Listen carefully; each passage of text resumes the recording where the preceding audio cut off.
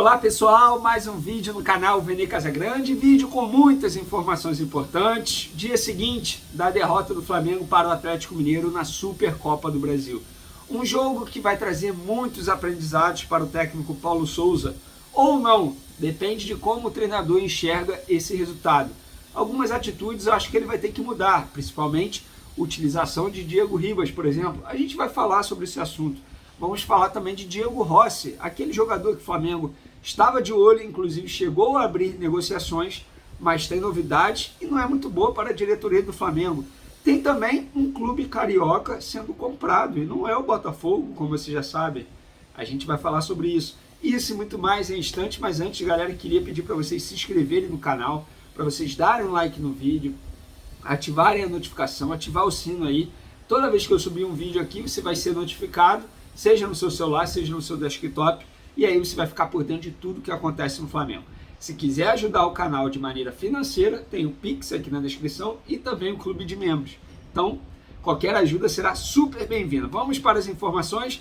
A primeira não é envolvendo o Flamengo, mas é envolvendo o futebol carioca. Eu acho super pertinente a gente abordar isso aqui. O Vasco está próximo de ser vendido, tá, para uma empresa, tal como aconteceu aí para um investidor, melhor dizendo, tal como aconteceu com o Botafogo, que o John Textor acabou adquirindo parte do Botafogo. Agora o Vasco está muito próximo. Inclusive, o Jorge Salgado já assinou um documento, mas precisa da aprovação dos conselheiros do Vasco. Pelo acordo, a 77 Partners irá pagar 700 milhões para comprar 70% do Vasco, que está avaliado em 1 bilhão. A empresa americana de investimentos também irá assumir a dívida de outros 700 milhões do Cruz Maltino. Rapaz, baita investimento. Lembrando que isso ainda precisa ser aprovado pelos conselheiros do Vasco, mas pelo que a gente está acompanhando aí, a venda do Vasco para uma empresa ou para um grupo de empresários é iminente na temporada 2022. Ou seja, mais um clube carioca sendo vendido, digamos assim. Lembrando que o Flamengo conseguiu dar essa volta por cima no ponto de vista financeiro, sozinho, com as próprias pernas. Essa revolução financeira lá no Rubro Negro começou em 2013 e se estende até agora. Vamos falar de Flamengo agora. Diego Rossi, galera, é o seguinte. Ontem, domingo, a imprensa turca soltou um documento dando conta que o Fenerbahçe, nesse documento, que era o balanço, um documento interno do Fenerbahçe, havia informado que comprou o Diego Rossi, um jogador. Mas por que eu estou falando do Fenerbahçe e Diego Rossi? Por quê? O Flamengo chegou a abrir negociações para tentar a contratação desse jogador. É um atacante uruguaio de 23 anos que pertence ao Los Angeles FC dos Estados Unidos. Está emprestado ao Fenerbahçe até o meio desse ano, como uma opção de compra. E nesse documento que a imprensa turca divulgou, diz o seguinte. Obviamente eu traduzi com a ajuda do meu grande amigo Google Tradutor. Obrigado, tá, Google? Mas esse documento diz o seguinte, um trecho dele. Os jogadores profissionais de futebol Kim Min-jae, Diego Rossi e Mergin Berisha foram transferidos com um contrato de 4 anos. Foi assinado com os jogadores cobrindo as temporadas de 2021-2022 até 2024-2025. Beleza, a imprensa turca noticiou isso. Eu entrei em contato com um gerente do futebol do Fenerbahçe, o Selahattin Baki, não sei se é assim que pronuncia, mas fica aí minha tentativa. Ele diz que o contrato ainda não foi assinado, mas que de fato há a intenção sim do clube comprar o Diego Rossi junto ao Los Angeles FC. Pelo menos foi isso que ele disse oficialmente para mim, através de troca de mensagens por WhatsApp.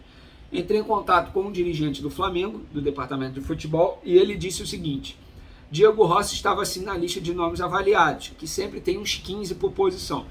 Pode ter havido contato sobre a situação do atleta sim, mas não posso dar mais detalhes. Então assim, ele confirmou que o Diego Rossi de fato estava no radar do Flamengo, mas pelo que a gente está acompanhando aí, o Fenerbahçe da Turquia irá adquirir o jogador de forma definitiva.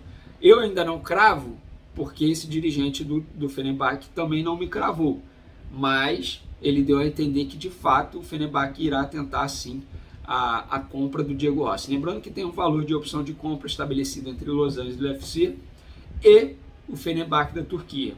é um jogador que continua treinando, jogando normalmente pelo Fenerbahçe.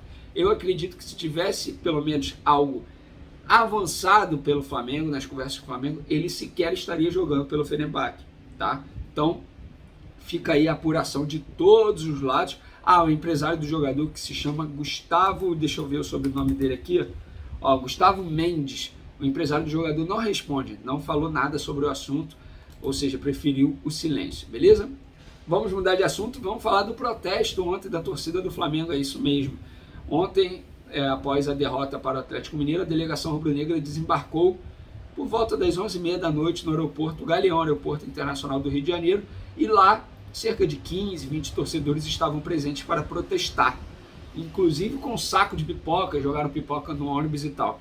Só que assim, galera, no meio desse protesto, no meio desses torcedores, estava um torcedor que chegou aí ao Ninho do Urubu, após a derrota do Flamengo na Libertadores para o Palmeiras, para apoiar o Andrés Pereira. Eu não vou entrar no mérito que isso é certo, que isso é errado, não vou entrar nesse mérito, cada um tem uma avaliação sobre isso.